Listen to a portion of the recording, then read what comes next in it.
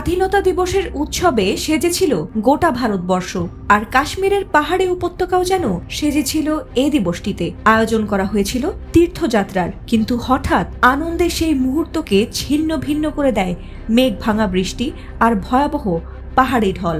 কয়েক সেকেন্ডেই সেখানকার চসতি গ্রাম ডুবে যায় কাদা আর স্রোতের নিচে। তীর্থযাত্রীদের পদচিহ্ন হারিয়ে যায় ধ্বংসস্তূপের গভীরে, আর আনন্দ মিশে যায় মৃত্যুর নিস্তব্ধতায়। ভারতের স্বাধীনতা দিবসে হঠাৎ ভারী বর্ষণের ফলে ভারত নিয়ন্ত্রিত কাশ্মীরে বন্যা ও ভূমিধস দেখা দিয়েছে। শুক্রবার কর্তৃপক্ষ ও স্থানীয় সংবাদ মাধ্যমের তথ্যানুযায়ী মাজাইল তীর্থযাত্রায় অংশ নিতে গিয়ে সেখানে অন্তত ৬০ জনের মৃত্যু হয়েছে, আর শতাধিক মানুষ এখনও নিখোঁজ রয়েছে।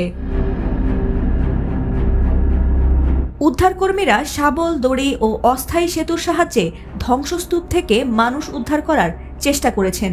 ধ্বংসস্তূপের মধ্যে ছড়িয়ে রয়েছে ব্যাগ, জামাকাপড় ও ভাঙা বিদ্যুতের খুঁটি। একজন উদ্ধারকর্মী জানিয়েছেন অন্তত আরও ১৫০ জন ধ্বংসস্তূপের নিচে চাপা পড়ে থাকতে পারে।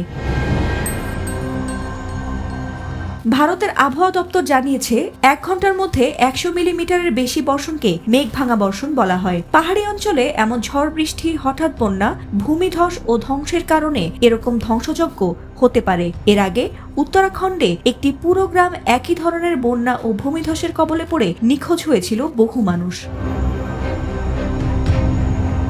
এদিকে স্বাধীনতা দিবসে প্রধানমন্ত্রী নরেন্দ্র মোদী এ ঘটনায় শোক প্রকাশ করে ভাষণে বলেছেন, প্রকৃতি আমাদের পরীক্ষা করছে, যেখানে সাম্প্রতিক কয়েকদিনে ভারতে ভূমিধস, মেঘভাঙা বর্ষণ ও অন্যান্য প্রাকৃতিক দুর্যোগ মোকাবিলা করছে।